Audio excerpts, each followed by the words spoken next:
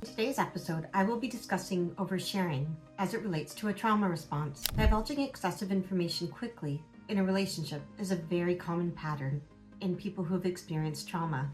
Do you ever find yourself explaining things without limits to the wrong person and maybe at the wrong time? Do you get into great detail about your life really quickly and with someone you just recently met? Perhaps you find yourself giving up information that you later realize was inappropriate, or maybe giving up too much information too soon for the situation at hand.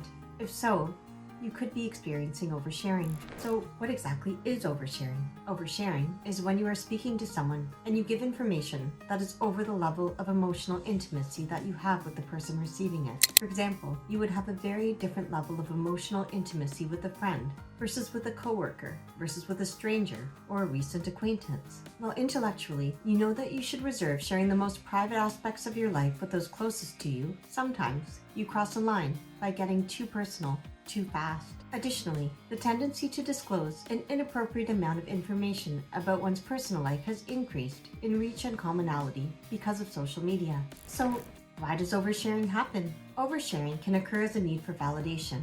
It can feel empowering and freeing, but is often a self-preservation tactic and a coping mechanism for anxiety, stress, and untreated trauma. It can also be a sign of a cry for help. Oversharing is a common coping mechanism for victims of trauma. By providing a lot of intimate details quickly, a person who is traumatized can feel like they are fast-tracking a new relationship.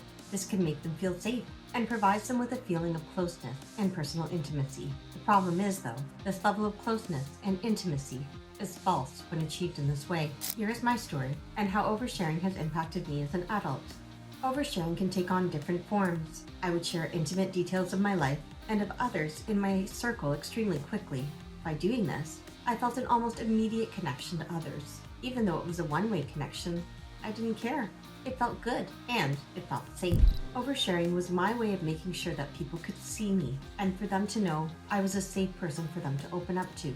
It was my way of making sure they knew I had been through a lot of trauma in an effort to make sure they would not hurt me. The thing was, though, while I was sharing personal details and being what I thought was open and transparent, I was never actually sharing the full story of what happened to me. Those details were too painful for me to even look at or to admit to myself, let alone divulge to others. So what ended up happening was that I was providing a surface-level shock factor glimpse into who I was in order to evaluate a person's response. How would they react? Would they be startled? Would they show compassion? Would they not know what to say? Because the connection was one-sided, and I was not able to evaluate if I was giving information to a safe person, I was giving information to the wrong people, and in the wrong way. By giving up too much information too quickly, I was telling undeserving people my weaknesses, my fears, and giving them a roadmap on how to manipulate me into doing things that were not good for my well-being. So what have I done to break the cycle of trauma that has led to oversharing for me? Step 1. Observing. Observing not only how and who I was giving the information to, but also how other people around me were sharing information. This allowed me to see where I was behaving similarly to people that were giving too much information out too fast. Step 2. Evaluating. Evaluating the type of relationship I had with the people I was sharing with. How long had I actually known them? How well did I really know them? How much did I truly know about them? Remember, when you first meet people, you are meeting their best representatives. It takes time to truly unpack who a person really is. Guiding.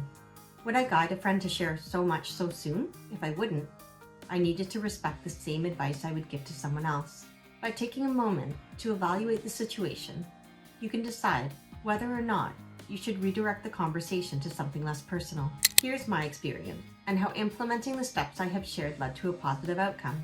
It took me a long time to realize that some of the information I was giving ended up being used against me in a negative way. Because I had shared my fears and weaknesses so openly, they were used against me to make me walk on eggshells, to diminish my self-confidence, and sometimes even used as fear tactics. I realized over time that I was oversharing. I first noticed it when I observed someone overshare and how others responded to it. It felt awkward. It looked like the person on the receiving end had been given a package larger than they could handle, while the person giving it felt so happy to give it away. It was so unbalanced. I related to the situation. I was not shocked by the information, and then I realized I had done the same thing many times. Someone very near and dear to my heart told me they were not comfortable with me sharing intimate details about my life when it involved them. This really snapped me out of my behavior because I realized I had been giving information that was not mine to give. So instead of giving out what came to my mind quickly, I started to pause. I held the information. I knew I would feel better sharing the information, but instead of immediately sharing, I made a very conscious effort to become more mindful of the people I was sharing with. This took a lot of practice because at first, it made me feel unsafe not to give out information. By practicing holding information until I evaluated the person I was giving it to, I unleashed a superpower I didn't even realize I had. I can read people. I can read social situations clearly, and I can sense accurately if it is a safe place or not. Personal information is precious. By pausing and by giving information breathing room before giving it out, you will be amazed at what you will find out about yourself and others. Pausing is incredibly healing, and most importantly, it teaches you how to protect yourself, a skill that will last you a lifetime.